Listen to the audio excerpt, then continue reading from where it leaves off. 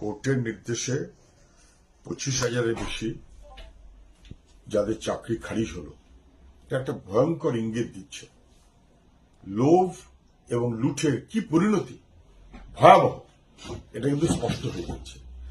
মমতা ব্যানার্জি এবং তার দলের লোভ এবং লুঠ এই করতে গিয়ে বেআইনি কাজ হলো, দুর্নীতির কাজ হলো এবং শেষমেশ সুপ্রিম কোর্ট পর্যন্ত ঘুরে কার্যত চাকরিটা খারিজ হলো। যাদের চাকরি খারিজ হলো তার মধ্যে একটা অংশ জেনুইন। কি করবেন তারা? এখন তাদের বয়স বেড়ে গেল, তারপর তাদের কি হবে? যারা কাজ করছিলেন লুঠে টাকা দিয়ে, তাদেরও বয়স বেড়ে গেল, তারা অন্য কোনো কাজ করতে পারতেন, বয়স বেড়ে গেল, তারাও বিপদের মধ্যে পড়লেন। দায় কিন্তু মমতা ব্যানার্জি, তার অন্য কারণ না। আর 2016 মানেটা কি? 2016 মানে মুখ্যমন্ত্রীর নাম মমতা ব্যানার্জি, তার যোগ্য সঙ্গীর নাম শুভেন্দু অধিকারী। তখন